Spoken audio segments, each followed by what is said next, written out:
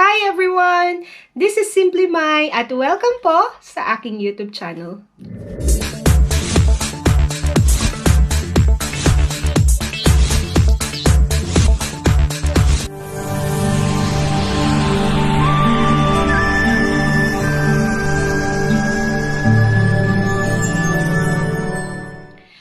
In today's topic, let's talk about love language. And since it's all about love, it doesn't mean that it's only for those who have partners in life. But actually, this topic is open for all, be it you are single, married, or even if it's complicated ang iyong status. I believe that knowing the 5 love languages can actually build up our relationship with other people. The 5 love languages have been written in his book by Dr. Gary Chapman. But I first heard about it in my young adult group wherein we had this quiz online, and I'll be sharing you the link on my description box as well, where you can test yourself what is your love language. But as I share with you, I know you will be able to grasp which of these 5 is actually your strength or your love language after all. So, are you ready? Let's start. Okay, so there are 5 love languages that I want all of us to know.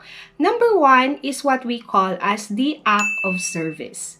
Many people believe in this saying, action speaks louder than words. And when I took the love language quiz, this is my highest point. And people like us having this love language enjoy giving service to other people. Ang mga taong ito, idinadaan ng kanilang pagmamahal or pagpapakita ng pagmamahal sa ibang tao by serving them. Either they cook for them, they wash dishes for them, or they go through the extra mile of serving them. Binubuhat ang mga gamit mo, they do errands for you. They do all these things without expecting anything in return, but all out of their love to the people they love. Masaya sila na ginagawa and they find joy on it. These people's love language is called act of service. Ikaw ba yon? Are you this person who goes through extra mile in serving the people that you love? Well, if it's not you, maybe the next love languages will be yours. Number 2 is words of affirmation. Words of affirmation. Some show their love by expressing their appreciation to the people they love by saying them in words. Say, for example, you look beautiful today. Nakita mo yung yung kaibigan mo or yung mahal mo sa buhay who's dressed up beautifully, and you would be very happy to say, "Oh, you look beautiful. You look great today. I love your outfit. I love your dress. Thank you very much for cooking. Thank you very much. The dish is so delicious. Your house is very beautiful." Are you that type of person who express it by words the way that you appreciate or you show love to other people? In that case, your love language can be words of affirmation. You bring in positive thoughts to other people through your words. And that could be great. In fact, in this world, we all need that. Words of affirmation can brighten a dull day, isn't it? Then number 3 is receiving gifts. Receiving or giving gifts. This love language is far from being materialistic.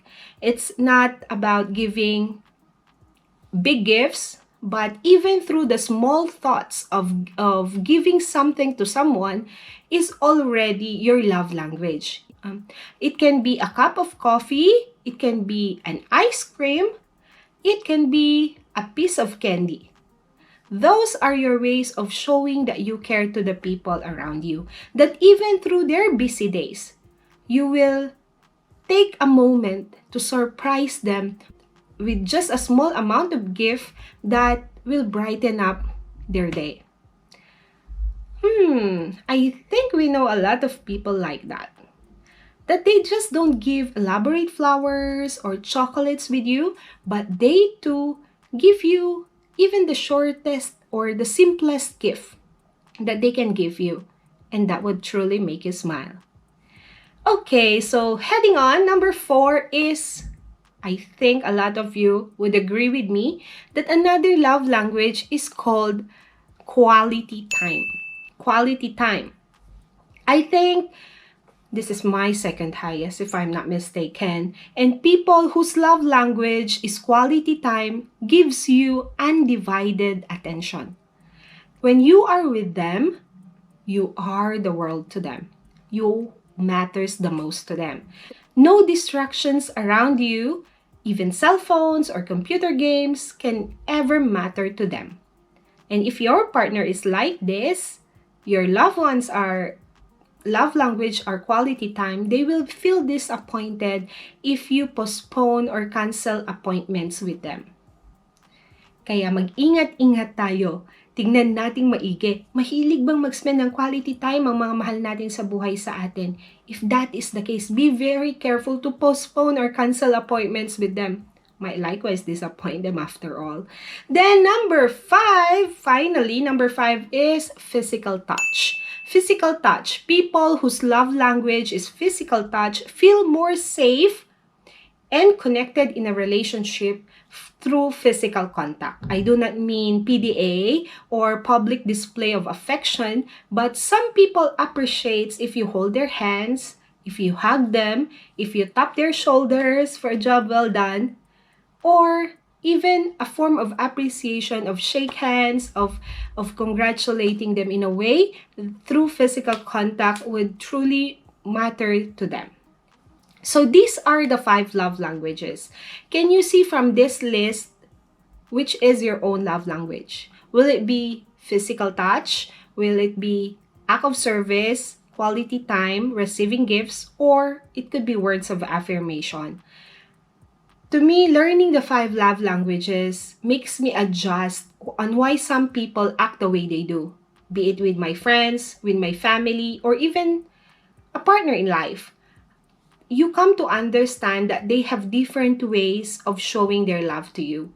And if you also know their love language, it would be easier for you as well to reciprocate that same love that they are giving you. If they love words of affirmation, if they want to be appreciated through words, do it as these people whose love language is words of affirmation might also be the same love language that they want to receive. Like as for me, mine is act of service. I believe that I appreciate more people who does the same thing for me, like also serve me, and I appreciate that. I believe it's also the love language I want to receive on my own. But the best picture of how we should show love to other people can be best described by how God knows what love is. And the very familiar love verse in 1 Corinthians chapter 13 is what I am going to share you as well of what love really means in the Word of God. In 1 Corinthians chapter 13 verse 4 to 7, and I'm just going to read this some few scriptures, it says, "Love is patient. Love is kind. It does not envy. It does not boast. It is not proud. It does not dishonor others. It is not self-seeking. It is not easily angered. It keeps no record of wrongs. Love does not delight in evil, but rejoices with the truth. It always protects. It always trusts, always hopes, always perseveres." And in verse 13, it says, "And now this three remains, faith, hope, and love. And the greatest of this is love." May we reflect in us the kind of love that Jesus has taught us. So no matter what happens, no matter what love language our family, friends, and partners in life have, we will still love them for who they are. Because love is the greatest commandment which God even told us. In Matthew chapter 22 verse 36 to 39 it says, "Teacher, which is the greatest commandment in the law?" And Jesus replied, "Love the Lord your God with all your heart, with all your soul, and with all your mind. This is the first and greatest commandment. And the second is like it. Love your neighbor as yourself. When we have love, when we have the love of God in us, I know it will not be hard to understand, to love other people around us. No matter what love language they have, we will let love win in every relationship that we have. So have a love-filled weekend, everyone. I hope that I'm able to do a good sharing with you today, and please do check what your love language do you have, or if you already know, please do write on the comment section that I may also know what is your love language among these 5 I've shared you today. Again, maraming salamat. God bless us all and keep safe, everyone. Bye!